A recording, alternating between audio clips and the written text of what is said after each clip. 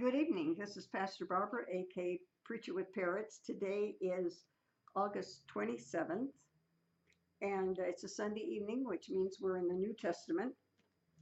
We haven't had a couple of Sunday broadcasts, as I was talking to one of my recent viewers. Um, I was ill. Then I had a convention to go to, and I thought I was well enough to go. Well, if you're not well enough to do something and you do it anyway, you know what happens. Then I had the opportunity to go to Northern California and view a friend that I've known for years and love her. She's like a sister. To talk to her is like talking to me. If you want to know what I think about something, you can ask her and get the same answer. And we haven't seen each other for at least 10 years. So a friend of mine was going even farther north than she lives and dropped me off. And so this is Sunday night. We're ready. We're going to the part we're studying. This happens to be, I speak sometimes from various translations. This one happens to be the King James Version, but it's the Reese Chronological Bible. Chronological means you put things in the order in which they happen, not the order in which they're written in the Bible. Now, it's true, Genesis is almost the beginning of the Bible. There are things that happened that are not in the book of Genesis, that happened before the Genesis things happened. But in general, Genesis is the beginning of biblical history and Revelation is the end. And we just think we don't know any different, that the Bible starts and just goes clear through, but it doesn't. The Bible is like a library. In fact, Biblia, which is Bible in Spanish, and biblioteca is library in Spanish. When you go into a library, you go into the novels, American history, world history, books about murder. You pick, but you'll find a number of different categories. The Bible is in categories. On Wednesday night, we started in Genesis, and right now we're in Leviticus. One more book, and we will finish the Torah. And they happen in the order in which they're written. But then we get to Psalms. We think of most of the Psalms being written by David, but the Psalm that I gave last Sunday night or Wednesday night was written by Moses. So it was the first Psalm ever written, but it's not Psalm 1, it's Psalm 90. And then we have the prophets. Now, how about this? If what they wrote was a lot, they were called major prophets. If what they wrote was a little, they were called minor prophets. That doesn't mean some were better than others, but it just means how much did they write. So when we go to the Bible, we get things in different orders. And the chronological Bible puts them in the order in which they happen. The Reese is the best because the Reese, as I said, talks about Christ always existing long before the Garden of Eden, angels being tossed out of heaven, and a lot of things that happen first that other chronological Bibles don't have. So if you ever are tempted to buy chronological Bible, you can get it in King James, you can get it in New International Version, you can get it in almost any, not any version you want, but many versions. But if you want the one that's the best, you will go to Reese. Now we're in the part, we've already had Palm Sunday. We've already had the raising of Lazarus from the dead, which happened a little bit before Palm Sunday. Christ talked a great deal to his disciples and to others about his coming crucifixion in the week that it happened. That's the week we're in now. We haven't gotten to the Last Supper the arrest, the Garden of Gethsemane, the beatings and the scourgings and Calvary and the resurrection. We haven't gotten there yet, but we're on the way. In this, Christ begins to do a couple of things. First of all, he refers of himself both as the Son of Man and the Son of God. Previously, he always said he was the Son of Man. Remember that when, and we'll get to it later, that when the religious Jews were looking for a reason to have him put to death, and they couldn't find anything, when they heard that Jesus had said he was Son of God, they said, aha, we got him. Saying you're the Son of God is blasphemy. Well, the Romans said, not to us, we could care less. But this is toward, excuse me, toward the end. And Jesus is beginning to talk about himself as being the Son of God as well as the Son of Man, and he was both.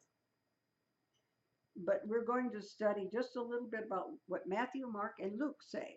And they say just about the same thing, but we're going to study them all.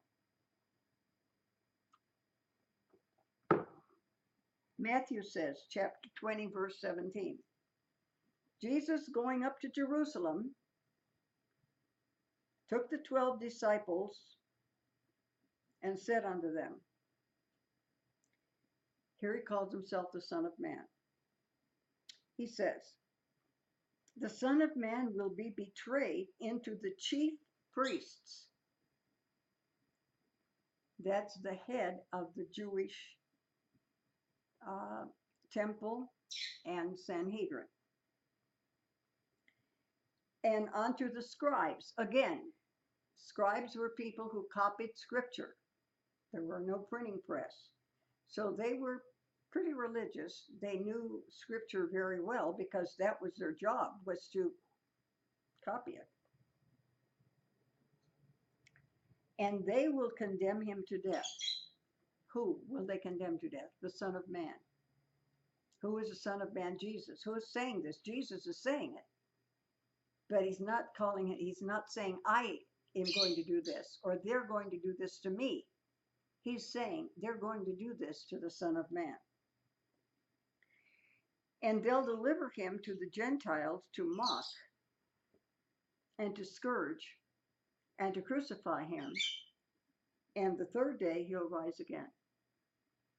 That's what Matthew, who was one of the disciples, the one who had been a tax collector, that's what Matthew says about Jesus' talk with his disciples. Mark says this. He took the 12 and began to tell them the things that would happen. He said, the Son of Man will be delivered to the chief priests, to the scribes, and be delivered to the Gentiles. Matthew doesn't mention the Gentiles part. Who are the Gentiles?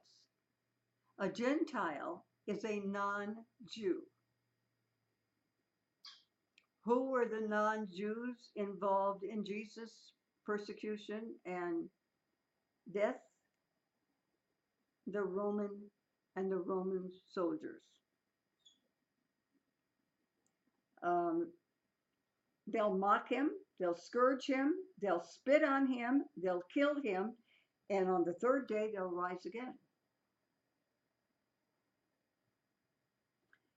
Remember how upset the disciples were after Jesus' death?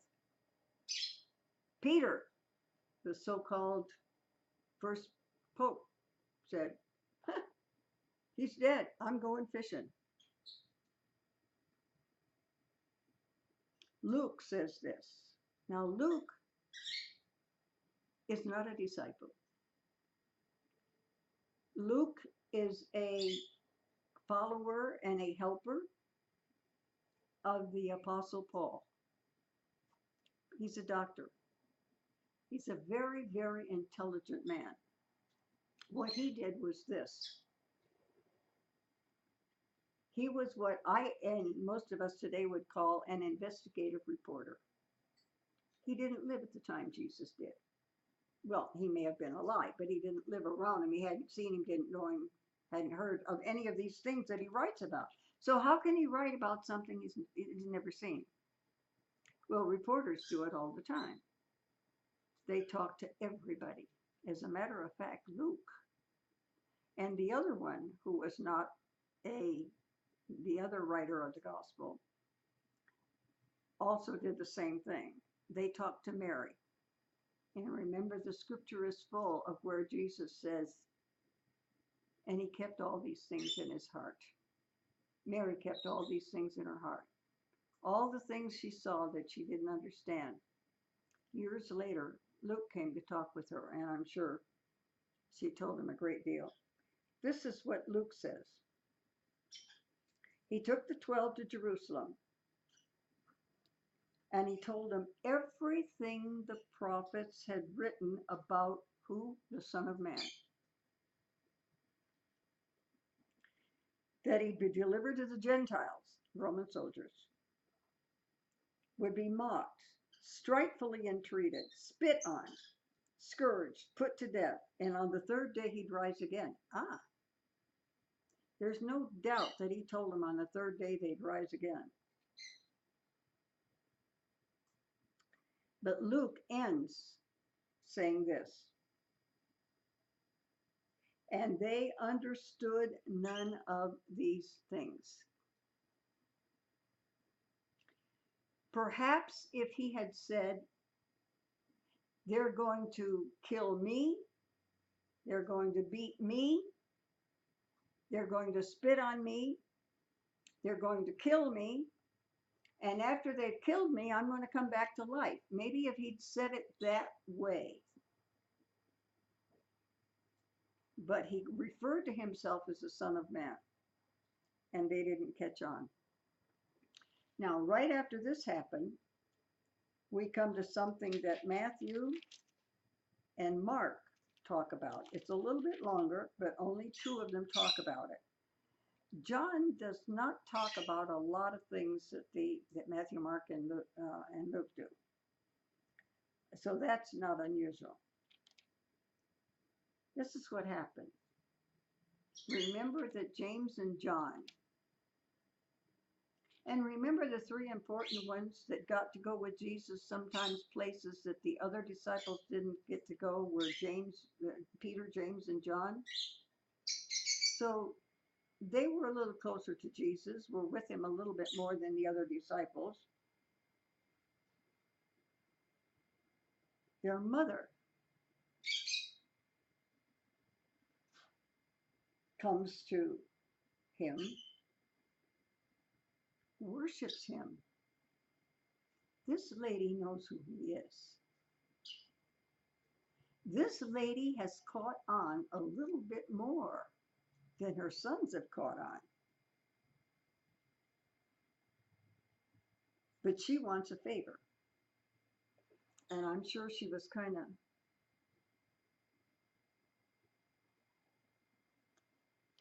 and Jesus says,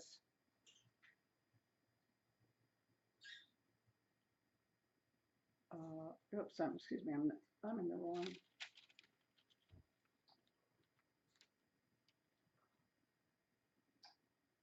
She worshiped him. Perhaps she bowed down. Perhaps she knelt down. Many ways of worship. And Jesus knew she wanted something and said, "What wilt thou? What do you want?" And she said, "Grant that my two sons may sit, the one at your right hand and the other at your left hand, in your kingdom." Many people, people follow Jesus for different reasons. Many people were sick and tired of the Roman government. They'd been in since before Jesus' birth. Remember how bad they wanted to stay in? That when the wise men said, that the king of the Jews had been born as a baby. He had him, tried to have him killed.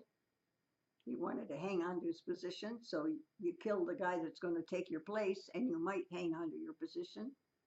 They'd been in actually for some around 50 years, give or take 10, before Jesus was born. The Greeks had been in before the Romans. And of course, when the Greeks were in, they started the Olympics. They were very big on language. They were very big on sports. They started the Olympics. But the Romans have been in now.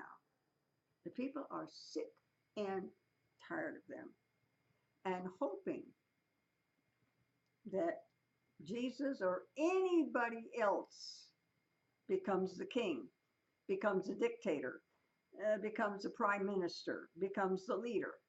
Because to them, anything would be better than the way the Romans are taking care of things. Now,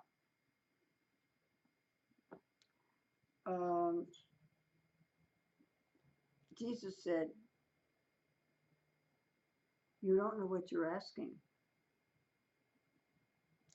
Are you able to drink the cup that I shall drink of and be baptized with the baptism I'm baptized of?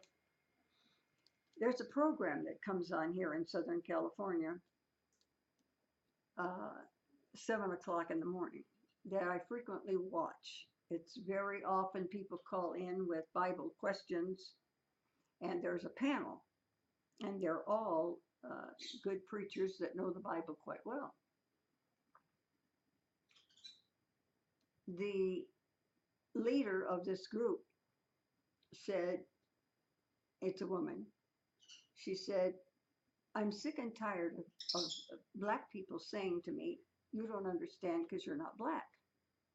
And she said, of course I'm not black, so of course I don't understand. But you have not walked in my shoes either. Hey, Cosmic. And so this is why, and we all feel this way. We feel if people had been where we've been and been through what we've been through, maybe they'd understand us a little bit better. And Jesus said, okay,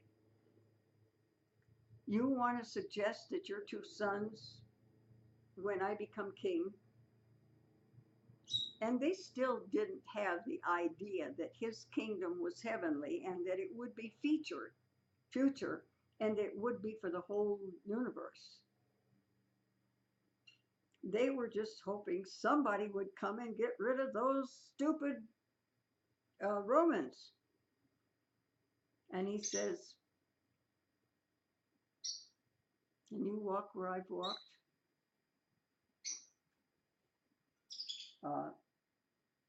Can you drink the cup I drink from? Can you be baptized with the same baptism I am with? And he said unto them, you shall drink indeed of my cup. You will suffer. And be baptized with the baptism I'm baptized with, but to sit on my right hand.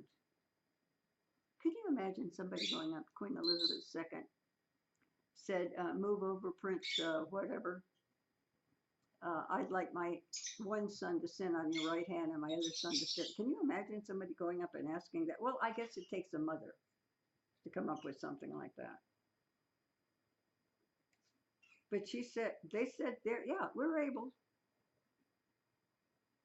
I guess all of us think we know things that we don't know, and think that we're capable of things that perhaps we're not capable of.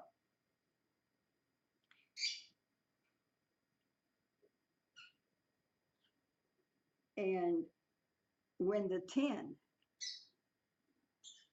see, this is the mother of James and John, but we've got 12 apostles. James and John are 2. So when the 10 heard of it, they were moved with indignation against the 2 brothers. Who do you guys think? There were 12 disciples. The 12 of us were ordained to go out and do miracles and preach the gospel and What makes the two of you think you're any better than the rest of us? Jesus called to them and said, you know that the princes of the Gentiles exercise dominion over them. The Romans are really in charge right now. Jesus wasn't going to be king immediately, and he knew it. And they are great exercise authority over them. But it shall not be so among you. But whosoever will be great among you, let him be your minister. Do you know what the word minister means?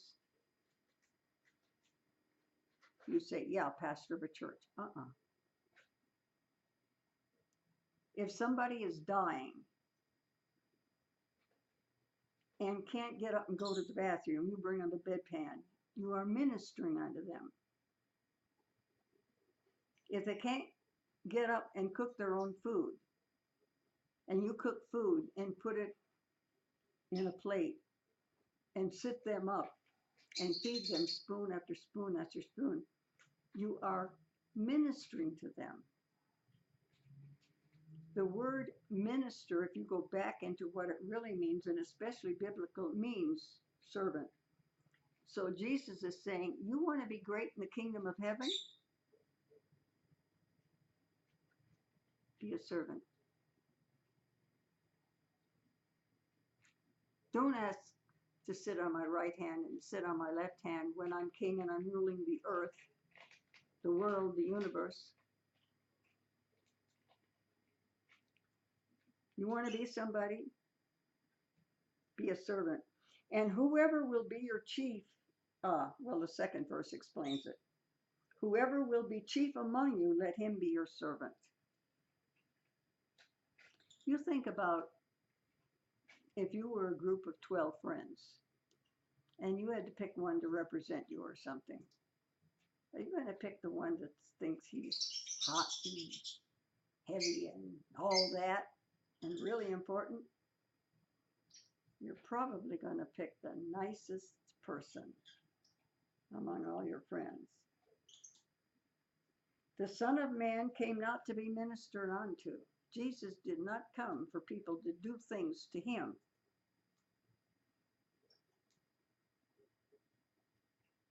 But to give his life for a ransom for many. That's why Jesus came. Now we go to Mark says just about the same thing, and I'm not going to read all of it. I'm only going to read anything that might be a little different. What they said was, grant unto us that we may sit one on your right hand and the other on the left hand in thy glory. Matthew said, you know, when you're king. And Mark is saying, when you're in all of your glory, which to them is when you're king.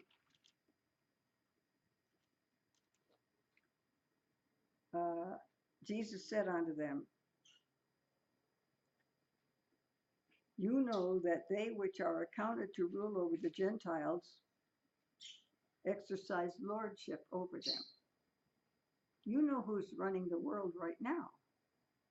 It's the Jews, not the Jews. It's some Europeans that we call Romans. But so shall it not be among you. But whosoever will be great among you must be your minister. And who among you will be chief did not come to be ministered unto, but to minister and to give his life a ransom for many.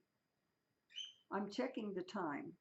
I'm going to close the scripture lesson for now, and I'm going to chat about a couple of things, and we'll open chat up. I didn't close it, so we have it opened for everybody to discuss. Let me close the video for right now, and we'll get on with our chat. Hang on just a minute. Until the next video, everybody, we'll talk about Wednesday's lesson. Good night.